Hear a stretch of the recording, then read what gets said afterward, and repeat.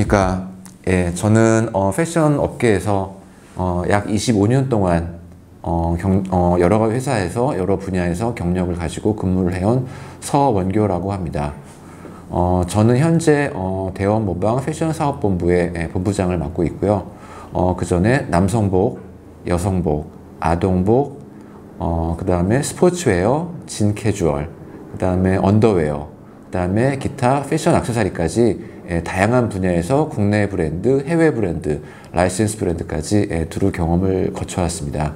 오늘 이렇게 좋은 기회에 여러분들께 제가 미약하나마 작은 강의를 좀 전달을 해드릴 수 있게 돼서 매우 영광으로 생각하고 반갑게 생각합니다. 네, 패션 시장의 규모 및 성장 추이에 대해서 연도별로 한번 알아보겠습니다. 여기에 지금 1998년도 아마 기억나시죠? 유명한 사건이 있었죠. 이때 IMF 사태라는 유명한 사건이 있었고요. 그 다음에 2021년까지 예측까지 해가지고 총 24년 동안에 지금 국내 패션 시장이 어떤 식으로 움직여 왔는지에 대한 성장 추이가 있습니다. 여기 보시는 막대 그래프는 전체 패션 시장의 규모, 아주 여기에 이제 물론 그 일부 재래시장이라든지 이런 것들은 빠져 있고요.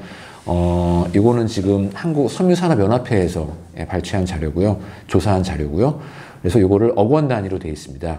그래서 98년도에 16조 9천억, 약 17조 정도의 규모였던 패션 시장이 2020년도 작년에는 이제 이미 40조를 넘어섰고요.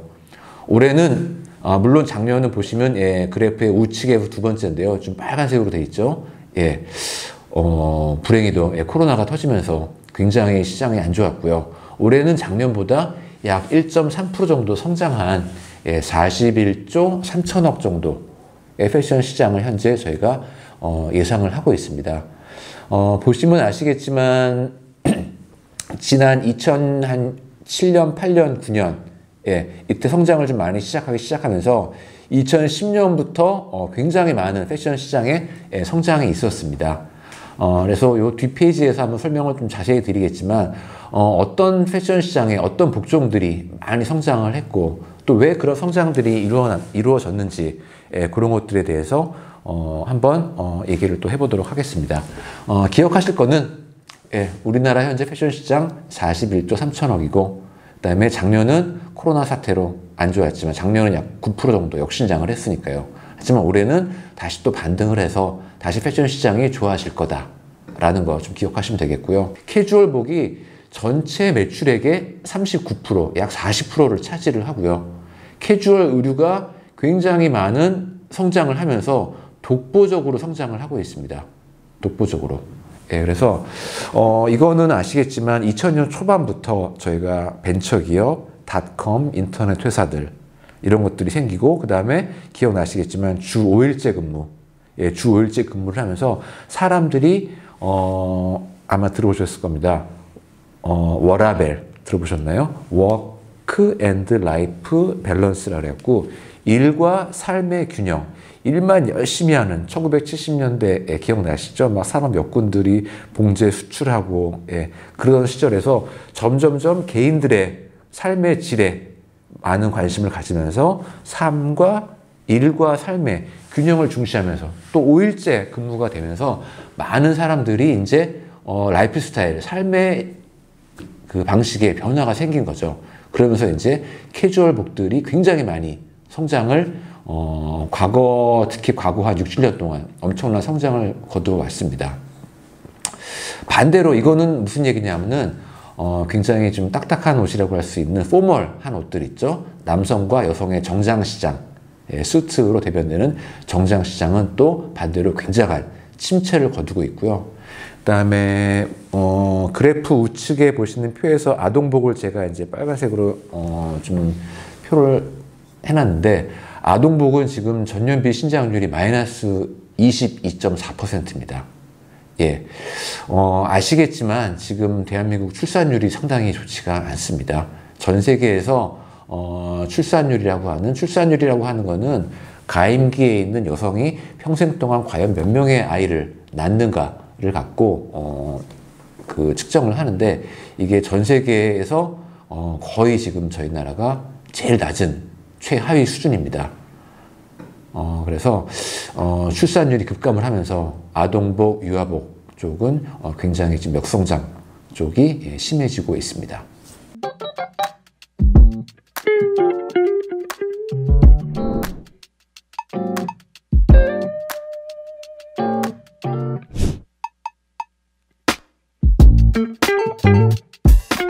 (2021년) 패션 시장 전망입니다.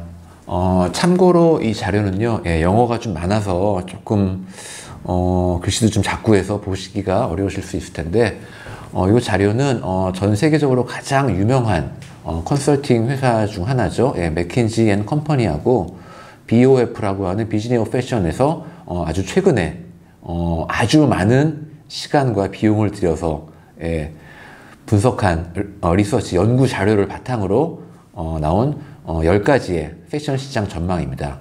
크게 3가지 카테고리로 구분이 되어져 있고요. 글로벌 이코노미, 전 세계 경제가 어떻게 흘러갈 것인가. 그 다음에는 컨슈머 시프트, 고객들은 과연 어떤 식으로 그럼 이동을 해갈 것인가. 그 다음에 마지막으로 그러면 우리 패션의 시스템들은 과연 어떤 것들을 받아들이고 어떻게 변화해야 하는가. 이렇게 크게 3가지로 구분을 해서 보실 수가 있겠습니다. 그럼 첫 번째 패션 시장 전망 중에서 전 세계 시장이 어떻게 바뀌는가. 첫 번째, 이게 무슨 핵폭탄 같이 생겼네요. 보니까 바이러스를 아마 이렇게 이쁘게 표현을 한 것 같은데요. 우리나라 코로나, 여기서 코비드라고 많이 부르죠. 코로나19의 위기가 2021년에도 여전히 전 세계적으로는 완전히 종식되지 않고 계속 남아서 우리의 경제에 영향을 준다는 얘기입니다. 너무나 잘 아실 거고요. 지금 저희 정부에서도 각 기관들에서도 많은 노력을 해서 이것들을 지금 종식시키기 위해서 노력을 하고 있죠. 그래서 전 세계 패션 관련 회사들의 임원들이 아직도 45%가 이 바이러스가 가장 올해 세계 경제에 영향을 많이 미칠 거다라고 전망을 하고 있습니다. 그 다음 두 번째로는요, 이렇기 때문에 전체적으로 수요는 감소를 한다는 겁니다. 왜냐하면은 물론 지금 다시 우리나라도 패션 시장이 좋아진다고 앞에 차시에서 말씀을 드렸지만은 전 세계적으로 볼 때는 우리나라는 사실은 또 전 세계에서 사실 굉장히 앞서 있는 나라 아니겠습니까? 또 우리나라보다 아직도 코로나가 많이 힘든 나라들이 많기 때문에 전 세계적인 측면으로 봤을 때는 아직도 그 2020년 작년 말고 코로나 이전인 2019년보다 15% 정도는 아직도 낮다. 그러니까 물론 2020년보다 회복이 되기는 되지만 코로나 이전인 2019년만큼까지는 아직은 100% 되기는 어렵다라는 얘기를 하고 있습니다. 그래서 그 결론적으로 수요가 감소되기 때문에 전체적인 투자적인 측면에서는 올해는 아직 굉장히 큰 대규모의 투자가 올해 바로 나타난다고 보기에는 조금 어려운 부분이 있을 것 같습니다. 그 다음 고객들의 이동은 중에 첫 번째로는요, 디지털 스프린트가 있습니다. 디지털은 말 그대로 온라인 혹은 인터넷 쇼핑이라고 이해를 하시면 되고요. 스프린트는 어디론가 막 뛰어가는 거죠. 쉽게 말해서 이게 천천히 우리가 눈에 보이지 않게 지구가 자전하듯이 천천히 움직이는 게 아니라 그쪽으로 굉장히 더 빨리 뛰어간다는 얘기입니다. 그래서 많은 브랜드들이 온라인에 진출을 하고요. 그 다음에 요즘에 라방이라는 표현 들어보셨죠? 라이브 방송, 라이브 스트리밍 같은 겁니다. 그리고 고객들하고의 여러 가지 화상 채팅, 그 다음에 소셜, SNS, 인스타그램, 유튜브를 통한 마케팅 및 또 판매 활동도 이루어지고요. 그 다음에 모든 회사들이 회사 안에다가 요즘에 디지털 트랜스포메이션이라고 해갖고 어떻게 하면 좀 더 온라인 쪽에 다가가기 위해서 DT라는 부서를 별도로 또 신설을 하고 있습니다. 과거에는 그냥 온라인 팀이라고 작해뒀던 것들을 격상을 시켜서 더 큰 단위로 해서 온라인 사업에 투자를 많이 하는 거죠. 그 다음에 이 온라인 사업을 잘하기 위해서 물류센터에도, 온라인으로 이제 매출이 일어나면 배송을 해야 되기 때문에 물류센터에도 많은 투자를 하고 있습니다. 그 다음 고객의 변화에서 정의 추구가 있습니다. 이게 왜 십자가가 있을까요? 십자가가 반드시 의미를 하는 건지는 모르겠습니다만은 이 정의라는 게 뭐냐면은 쉽게 말해서 이 옷이 이쁘다고, 신발이 이쁘다고 다 사는 게 아니라는 거죠. 무엇이냐? 그 회사에, 그 브랜드를 선택함에 있어서 그 회사가 혹은 그 브랜드가 고객들한테 혹은 우리 지구 환경에게 혹은 그 브랜드에서 일하는 혹은 그 브랜드의 상품을 생산하는 공장에 계신 분들에게 어떤 식으로 윤리적으로 그분들을 대우를 하고 동시에 환경을 보호하면서 이 브랜드 사업을 유지를 해 나가느냐에 굉장히 많은 사람들이 관심을 가지고 그거에 대해서 그 브랜드의 상품을 구매를 하느냐 안 하느냐의 기준으로 삼는다는 거죠. 그래서 제가 뒤쪽에 패션 키워드에서 설명을 한번 또 ESG에서 말씀을 드리긴 하겠지만은 얼마나 더 윤리적이고 친환경적인 상품들을 생산하는 브랜드가 결론적으로 앞으로 고객들이 이 브랜드를 선택하는 기준이 될 거다라는 말씀을 드리고요. 그 다음에 고객들의 변화에서 또 한 가지가 여행이 중단됐죠. 예, 아마 최근 1년 혹은 2년 동안 해외여행 나가보신 분들 굉장히 드무실 겁니다. 굉장히 드무실 거고요. 일부 나라들은 아예 비자가 안 나오기도 하고요. 그래서 이것 때문에 결론적으로는 국내 고객들이 굉장히 거꾸로 말하면은 중요하다는 얘기가 될 수도 있습니다. 우리나라 같은 경우도 해외, 특히 이제 중국에서 오는 관광객들에 의한 매출들이 많이 있었는데요. 특히 뭐 동대문 시장이라든지 또 기타 유명한 백화점이나 쇼핑몰들도 외국인 상인들, 외국에서 오는 고객들이 많이 있었는데 여행 중단이 되면서 이제 그 부분들이 굉장히 많이 바뀌게 되는 거죠. 그래서 이게 2021년도에도 여전히 계속 영향을 줄 것이고요. 상품 구색 최적화 전략이란 표현을 쓰는데요. 쉽게 말해서 고객들한테 너무나 많은 제품들을, 다양한 제품들을 보여주잖아요. 고객들은 오히려 못 고릅니다.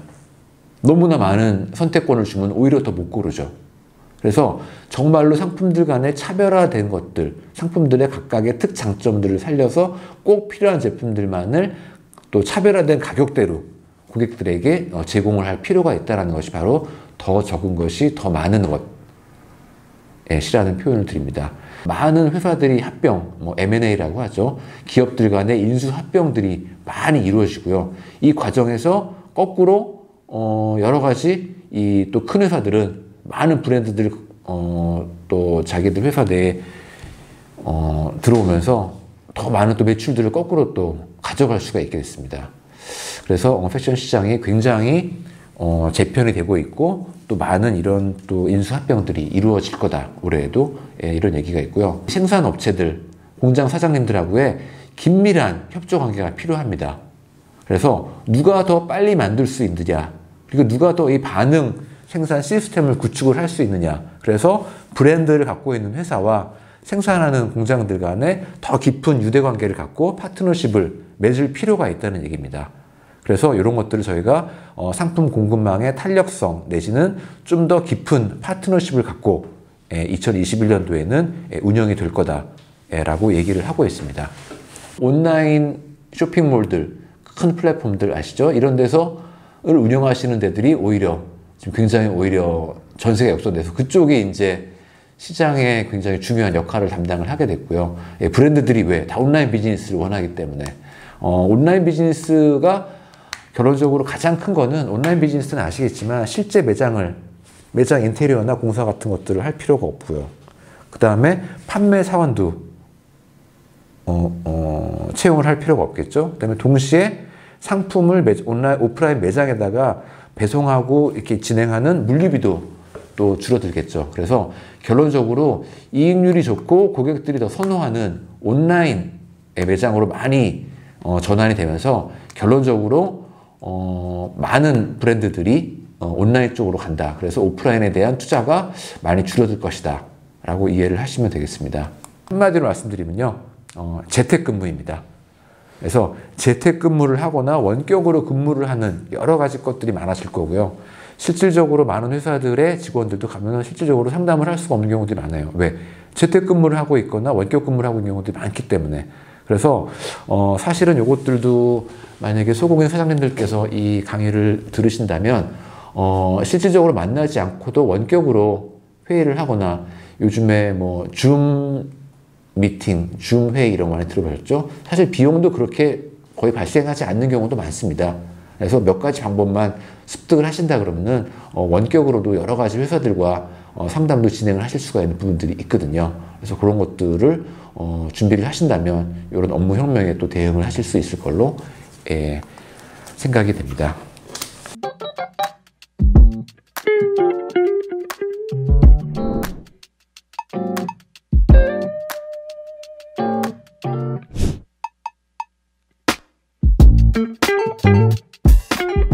패션 시장의 키워드 첫 번째는 MZ세대입니다. MZ세대.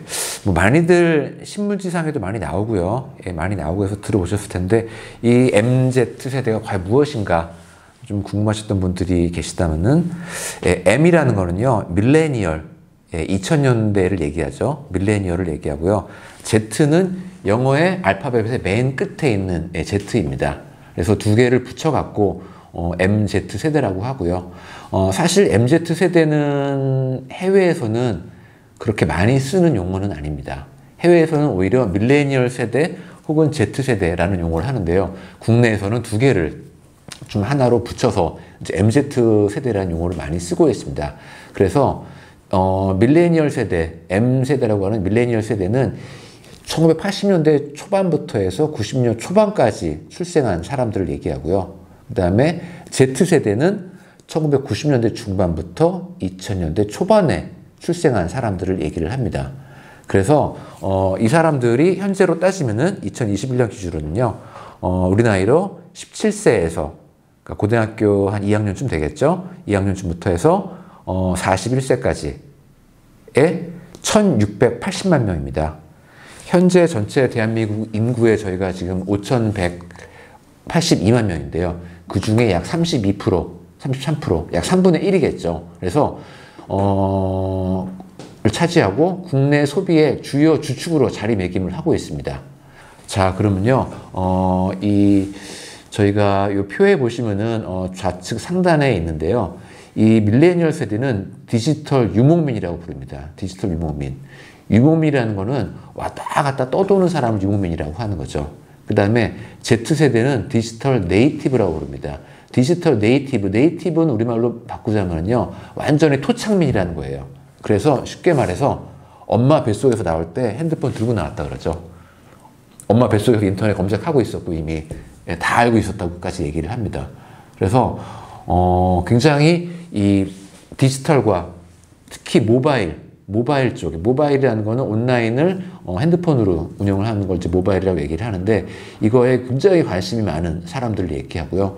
그 다음에 성향으로는 굉장히 세계화나 그 다음에 경험을 중요시하고요. 밀레니얼 세대는. 그 다음에 Z세대는 굉장히 현실적이고 윤리를 중요시 여깁니다. ESG, 자꾸 영어가 조금 나오는데요. 물론 ESG도 지금 많은 시사 자료들이 나오고 있습니다. ESG도 마찬가지로 영어 약자를 딴 겁니다. 그래서 E는 이제 environmental, 발음이 안 좋아서 죄송합니다. 이게 환경 친화적인이라는 뜻이고요. S라는 거는 social, 사회적이라는 뜻이고요. 사회적이라는 건 동시에 영어로 ethical이라고도 해서 윤리적이라고 합니다. 그래서 사람의 권리와 사람의 인격을 중요시 여긴다는 의미인 거고요. 그런 것들을 바탕으로 한 그 G는 governance, 그 기업의 운영 체계, 지배 구조를 얘기를 하는 겁니다.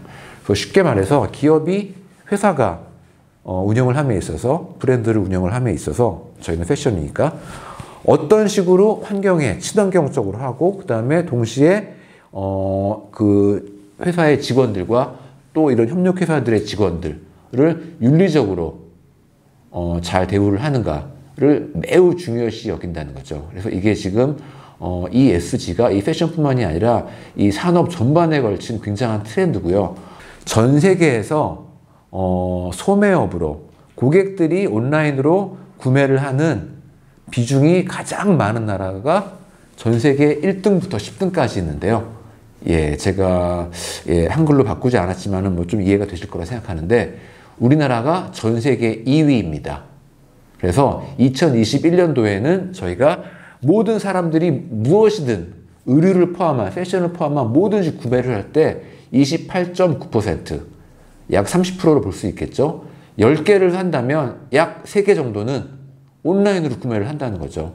물론 그게 컴퓨터가 될 수도 있고 모바일 핸드폰이 될 수도 있을 거고요. 그 다음에 요즘에는 이 모바일 쇼핑의 비중이 엄청나게 늘고 있어서요. 굳이 컴퓨터가 아니라 내 핸드폰, 스마트폰으로 모든 게 다 해결되는 시대가 되었죠.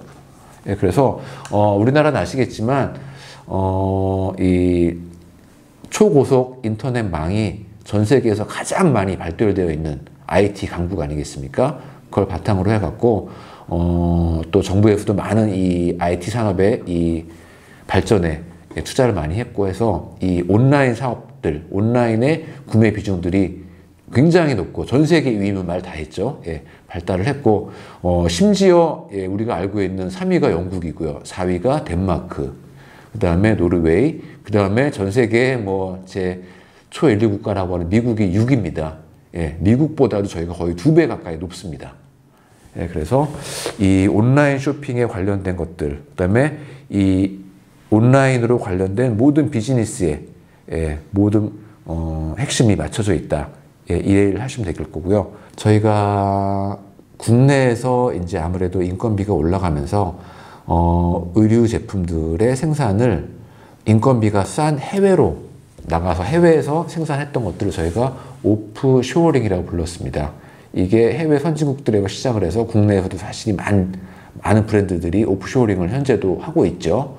가까운 중국부터 시작해서 또 중국의 인건비가 올라가니까 제3국이라고 얘기하는 베트남, 인도네시아, 그 다음에 파키스탄, 방글라데시, 심지어 저 같은 경우는 예전에 아프리카 생산도 해봤습니다. 예. 생산성이 굉장히 안 좋더라고요. 예, 거기는. 근데 중요한 거는 그렇게 나갔던 기업들이 오히려 해외 생산에 문제가 생기면서 혹은 자국 산업에 자국의 경제를 활성화시키기 위해서 해외에 있던 공장들을 다시 생산 기지를 다시 국내로 이전하는 거. 이거를 리쇼어링, 리가 영어로 따시면 이제 다시란 뜻인데요. 다시 국내로 들어오는 거를 리쇼어링이라고 부릅니다. 그래서 굳이 말하자 그러면은 이 코로나가 되면서 해외 공장들, 특히 아시겠지만 해외 공장들로 많이 나갔던 전 세계의 굴뚝이라고 부르는 중국이 있지 않습니까? 중국도 지금 인건비가 국내 못지않게 특히 상하이도 그렇고 광저우도 그렇고 굉장히 많이 올라갔습니다. 그래서 중국 생산이 일부 해외 어떤 나라들은 최대한 중국 생산을 줄이는 게 목표라고 할 정도로 중국도 지금 인건비가 많이 올라갔다는 거죠. 그 다음에 동시에 또 미중 또 무역 분쟁이 또 있죠. 또 그 와중에서 여러 가지 또 피해를 보는 나라들도 생기는 거고요. 그래서 이거를 어떻게 제3국으로 또 이동을 하는데 동시에 그렇게 하지 않고 어떻게 온라인 산업에서 또 아까 전에 전 세계 패션 시장 전망에서 말씀을 드렸죠. 자, 어떻게 한다? 더 적은 것이 더 많은 것. 그 다음에 또 그 패션 회사와 그 생산 공장들 간에 더 긴밀한 파트너십 말씀을 드렸죠. 그래서 어떻게? 리쇼어링의 가장 큰 장점은 속도가 빠르다는 겁니다. 예, 해외에 원단을 보내고 그쪽 생산을 해서 다시 국내로 보내오고 그다음에 그쪽하고 또 생산을 하기 위해서 여러 가지 또 의사소통의 단계에서 자주 볼 수 없고 떨어져 있기 때문에 시간이 오래 걸리는 거죠.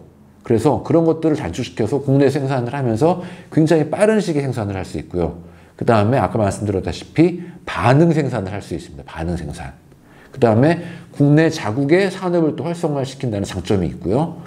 그 다음에 또 일자리 창출도 될 거고요. 그 다음에 동시에 해외에 많이 상품들이 혹은 원단들이 이동을 하지 않으면서 흔히 말하는 친환경적인 이 탄소 중립이라고 하죠. 이런 국제 물류비가 절감이 되면서 친환경적인 상품을 또 생산을 할 수 있게 되는 겁니다. 네, 그래서 리쇼어링이 한국에도 앞으로 많이 해외에서 이미 시작이 또 많이 됐고 한국에도 많이 도입이 될 걸로 저희도 기대를 하고 있고요. 그 다음에 이런 과정에 있어서 이 패션 회사들과 또 국내에 있는 생산 업체들이 서로 간에 좀 더 긴밀한 파트너십을 가질 수 있으면 좋겠다라는 생각을 하고 있습니다.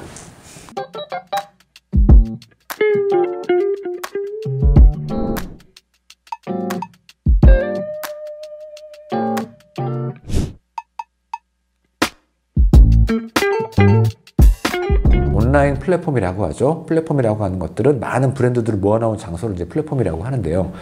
가장 유명한 데가 뭐 아시겠지만 연 거래액 지금 1조 3천억에 달하는 무신사, 다들 들어서 아실 겁니다.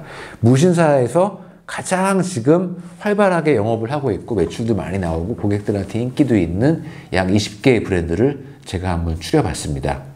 그래서 여기 지금 화면에 아마 보실 수 있을 텐데요. 한번 좀 읽어보겠습니다. 제가 조금 읽기 어려운 뭐 필기체로 된 부분도 있는 것 같은데요.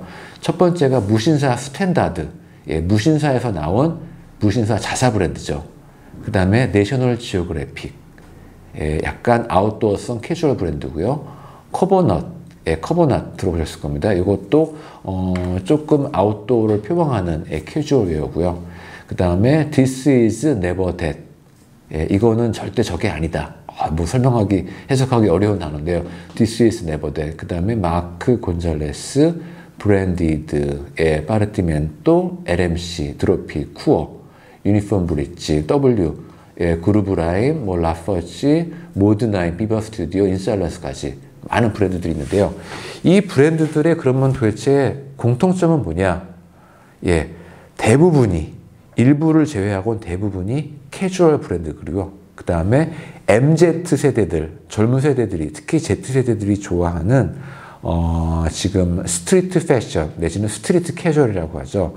스트리트 캐주얼을 표방하고 동시에 남성과 여성, 젊은 남자, 여자친구들한테 유니섹스 스타일들을 많이 제안을 하고 있는 브랜드들입니다. 그 다음에 일부 브랜드들은 오프라인 매장을 아예 운영조차도 안 하고 있거나 한두 개 정도밖에 하고 있지 않습니다. 온라인으로만 운영을 한다는 거죠. 그리고 대부분의 브랜드들이 지금 두세 개 정도를 제외하고는 대부분의 브랜드들이 국내 브랜드입니다. 해외 수입 브랜드가 아니고요. 그 다음에 많은 브랜드들이 해외 생산 혹은 동시에 국내 생산도 하고 있습니다. 자, 그래서 다시 말씀을 드리자면은 이 브랜드들의 이 브랜드들이 온라인에서 많은 활약을 하고 있고요. 제가 다음 차시에서 말씀을 드리겠지만 이런 브랜드들과 어떤 식으로 거래가 이루어져서 또 우리 면목 패션 특구의 장점을 잘 살려서 리쇼링을 해서 여기다가 ESG라는 개념까지를 얹어서 동시에 이거를 글쎄요, 이 면목특구 활성화를 하는 이 프로젝트를 진행하는 기관이나 단체에서 여러 가지 또 지원들이 있고 동시에 잘 마케팅을 해서 하는가가 앞으로 면목 패션 특구가 발전하는 데 도움이 될 거라 생각을 하고요. 자세한 내용은 다음 차시에서 좀 더 보다 구체적으로 설명을 드릴 수 있도록 하겠습니다. 일단 지난 1, 2, 3차시 리뷰인데요. 1차 시장에서는 저희가 패션 시장의 규모 및 성장 추이에 대해서 알아봤었는데요. 한번 또 기억을 더듬어 보시죠. 우리나라의 2021년도 패션 시장 규모는 얼마다? 41조 3천억이다. 전년도보다 1.3% 성장한 예측을 가지고 있고요. 그 다음에 패션 시장별로는 지금 캐주얼복이 굉장히 많이 성장을 지난 몇 년간 하고 있다는 내용하고요. 그 다음에 남성, 여성 정장은 지속적인 침체가 이루어지고 또 아동복도 굉장히 어렵다는 부분들 간략히 말씀을 드렸습니다. 그 다음에 패션 시장 전망에는 뭐 여러 가지가 있는데요. 지속적으로 올해에도 바이러스가 있을 것이다. 바이러스와의 동거. 그 다음에 전체적인 수요는 아직도 코로나 이전 2019년보다는 좀 낮은 수준이다. 그리고 디지털 스프린트라고 해서 디지털 쪽으로, 온라인 쪽으로 굉장히 더 많은 회사들이 많이 이동을 해갈 것이다. 그 다음에 패션에 있어서 친환경적이고 윤리적인 정의를 굉장히 추구하는 회사나 브랜드들이 향후에 좀 더 많은 역할을 할 것이다. 말씀드렸고요.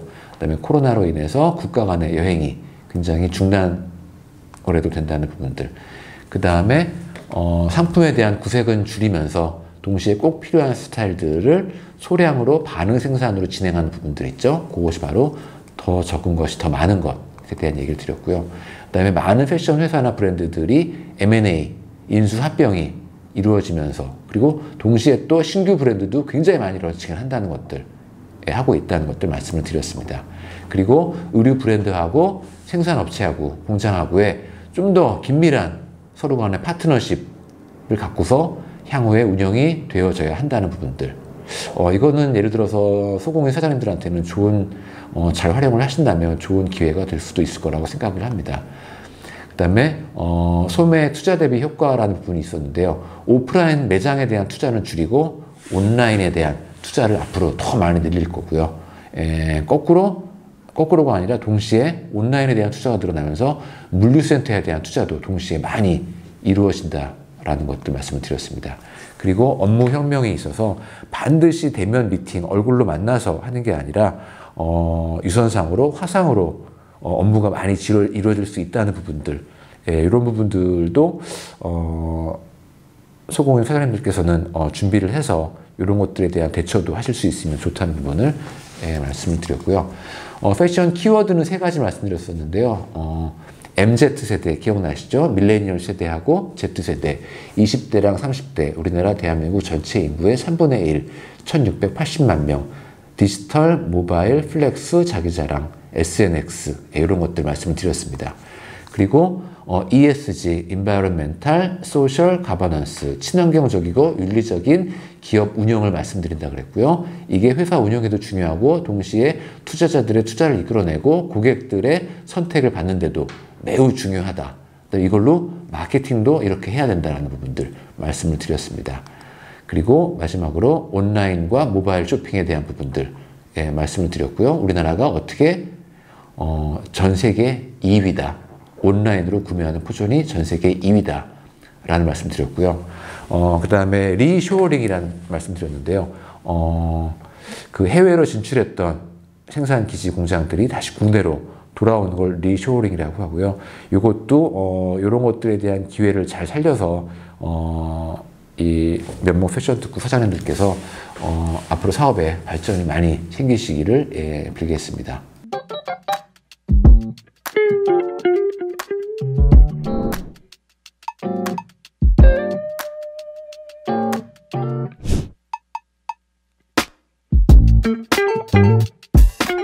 네, 그러면은 우리가 이제 면목 패션 특구에 과연 우리가 향후 발전하기 위해서 어떤 기회 요소들이 있는지를 6가지에 대해서 좀 한번 알아보도록 하겠습니다. 자, 면목 패션 특구는 지난 오랜 기간 동안 섬유 패션 봉제에 굉장한 노하우를 갖고 있고 장인분들이 많이 계시죠. 그럼 과연 우리가 이걸 잘 활용을 해서 어떤 식으로 저희가 과연 앞으로 이쪽이 발전하는데 도움을 줄 수 있을 것인가. 다만 그 다음에 동시에 앞에서 봐줬던 우리나라 현재 패션 마켓의 패션 시장의 흐름과 그 다음에 2021년 패션 전망을 봤을 때 우리가 이런 요소들을 잘 활용을 하면은 앞으로 이것들이 더욱 발전이 될 수 있겠구나 하는 내용들을 정리를 해봤습니다. 첫 번째는 글쎄요, 제가 볼 때는 가장 중요한 건 저는 맨 위에 12시 방향을 한번 보시면요. 친환경이 있죠. 저는 친환경을 꼽겠습니다. 아까 패션 키워드에서 제가 ESG를 설명을 드렸는데요. 그 다음에 MZ세대가 좋아하는 윤리적 소비에서도 말씀을 드렸고, 저희가 친환경에 대한, 그 다음에 우리가 친환경이라는 게 반드시 그냥 무슨 이 매연이 안 나오고 유해가스 안 나오고 폐수 안 버리고 폐수 정수해 버리고 이런 것만을 친환경이라고 얘기할 수 있는 게 아닙니다. 이 친환경의 범주에 들어갈 수 있는 것들은 굉장히 많습니다. 그리고 이 친환경을 인증하는 기관들도 전 세계적으로도 그렇고 국내에 나와 있는 진출해 있는 회사들도 그렇고 이게 친환경적으로 생산이 되었다라는 것들을 인증해주는 기관들도 많이 있습니다. 그래서 제가 더 구체적으로 설명을 드리긴 그렇고 이 면목 패션 특구에서 생산된 상품들은 굉장히 친환경적으로 생산되었다라는 것들을 어떤 식으로든 간에 저희가 잘 준비를 해서 또 필요하다면 공동으로 인증을 받고 또 인증받는 그 과정에 있어서 만약에 어떤 기관과 단체의 지원이나 조력이 필요하다면 또 전문가의 조언이 필요하다면 그런 것들도 받아서 면목 패션 특구의 제품들은 동시에 이거는 친환경 제품이다 라고 저희가 고객들한테 혹은 브랜드들한테 심어줄 수 있다면 굉장히 저는 좋은 기회 요소가 될 수 있을 거라고 생각을 하고요. 그다음에 두 번째로는 제가 반시계 방향으로 하겠습니다. 두 번째는 윤리적 상품입니다. ESG에서 S에 해당하는 소셜에 해당하는 내용입니다. 그래서 이것도 친환경과 마찬가지로 두 가지를 묶어서 이 면목 패션 특구에서 생산된 제품들이 굉장히 윤리적으로 생산이 되었고, 그 다음에 면목 패션 특구는 굉장히 윤리적으로 직원들과 그리고 거래처들과 거래를 하고 관리를 한다는 부분들 있죠. 이것도 동시에 인증기관이 있습니다. 그래서 이런 것들에 대한 준비를 잘 하셔갖고 같이 인증을 받는다면은 제가 볼 때 벌써 우리 패션 키워드 ESG 중에 E하고 S가 해결이 되는 겁니다. 그쵸? 그래서 이런 것들을 잘 활용을 하시길 바라고요. 그다음에 세 번째는 반응 생산인데요. 왜? 우리는 지금 아까 제가 그 패션 키워드 중에 리쇼어링 말씀드렸는데요. 리쇼어링의 또 다른 개념 중에 약간 옆에 있는 개념이 하나 있습니다. 일명하여 온쇼어링입니다. 온쇼어링. 온쇼어링은 아까 해외 멀리 나가서 인건비 싼 데서 만든 걸 오프쇼어링이라고 하는 말씀드렸죠. 오프쇼어링이 국내로 다시 들어오면 온쇼어링이 되는 거고요. 그 온쇼어링이 되는 과정을 리쇼어링이라고 부르는 겁니다. 실질적으로. 그래서 면목 패션 특구는 국내에 운영하는 브랜드들, 국내 바로 그것도 멀리도 아니고 바로 서울 시내에 있기 때문에 엄청난 온쇼어링이죠. 엄청난 온쇼어링이 되고 그렇기 때문에 그 반응 생산이 굉장히 빠르다는 겁니다. 그래서 대부분의 그 의류 회사들의 물류센터들이 아시겠지만 이천하고 여주, 곤지암, 서울 경인 지역에 많이 밀집을 해 있습니다. 그래서 그쪽까지 가는데 막말로 뭐 1시간, 2시간이면 가겠죠. 예, 차만 안 막힌다면. 그래서 굉장히 빨리빨리 반응 생산을 할 수가 있습니다. 그 다음에 또 우측에 보시면 소량 생산이 있죠. 왜? 우리는 차라리 뭐 10,000장, 20,000장씩 생산하는 그런 대량 생산을 사실은 어찌 보면 하기가 어려울 수도 있을 텐데, 오히려 소량으로 혹은 적당한 규모의 생산량을 갖고 빨리빨리 진행하는 것들은 그 누구보다 특화되어 있다는 거죠. 그래서 소량 생산을 하면서 동시에 빨리빨리 그거의 판매 추이에 따라서 반응을 하고 납품하는 것까지 그 누구보다도 빨리 잘 해내실 수 있는 강점을 가지고 있다고 생각이 듭니다. 그래서 이런 부분들을 그 아까 그 전 세계 패션 시장의 그 변화 추이 중에서 그 더 깊은 파트너십이라고 기억나시죠? 그래서 패션 회사들과 면목 패션 특구가 그런 파트너십을 잘 연계를 하신다면, 또 필요하다면 중간에 어떤 기관과 단체에서 도움을 준다면 제가 볼 때는 굉장히 큰 기회 요소가 될 수 있을 거라고 생각이 듭니다. 그 다음으로는 이제 도시 재생인데요. 결론적으로 이런 과정에서 하면서 향후에 저희가 이제 패션 클러스터, 패션 센터 여러 가지 좋은 것들도 저희 많이 구성을 하고 있고, 그러면서 이게 이 면목 패션 특구의 도시 재생에도 굉장한 저는 도움이 되고, 동시에 물론 온라인이 매우 중요하다고 했지만 또 온라인에서 굉장히 성공한 브랜드들이 거꾸로 오프라인으로 역진출하는 사례도 지금 굉장히 늘어나고 있습니다. 실내로 아시겠지만 아까 전에 온라인 패션 브랜드 유명한 20개의 브랜드 설명을 드린 것 중에 무신사라는 온라인 플랫폼의 자사 브랜드인 무신사 스탠다드 아시죠? 예, 지난달에 대한민국에서 지금 가장 제일 핫한 홍대 앞에 실질적으로 오프라인 매장을 크게 또 오픈을 했습니다. 그리고 대한민국의 많은 유통사들, 롯데를 포함한 많은 유통사들에서 거꾸로 무신사에다가 오프라인 매장을 오픈해달라고 거꾸로 러브콜을 하고 있는 상황입니다. 그래서 제가 볼 때 이 면목 패션 특구의 강점인 소량 생산과 그리고 반응 생산, 이 온쇼어링과 QR이라고 했죠. 빠른 반응 생산을 하는 것들을 강점을 잘 활용을 하시고, 동시에 이 친환경과 윤리적 상품, 전 세계 가장 큰 트렌드이자 키워드인 이것들에 대한 인증을 받고, 그 다음에 여기다가 온라인 플랫폼으로 유통할 수 있는 그런 브랜드들하고의 많은 파트너십을 연계를 하면서 한다면 제가 볼 때 이 면목 패션 특구의 발전과 도시 재생에 많은 도움이 될 수 있는 기회가 될 거라고 생각이 되고요.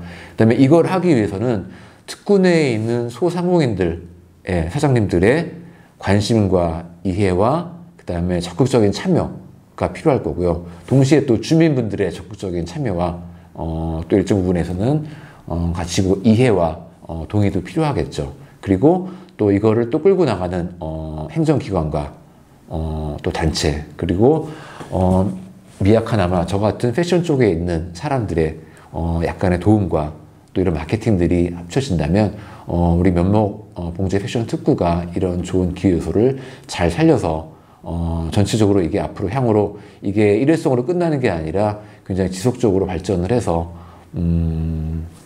중랑구가 혹은 서울시 전체가 발전하는데 많은 도움이 될 수 있는 기회가 될 걸로 믿어 의심치 않습니다. 자, 이상으로 이제 5차 학습을 통해서 패션 산업 분야의 전반적인 내용과 또 면목 패션 특구의 기회 요소에 대해서 설명을 들었고요. 끝까지 열심히 강의를 들어주셔서 대단히 감사드립니다. 이상으로 강의를 마치겠습니다.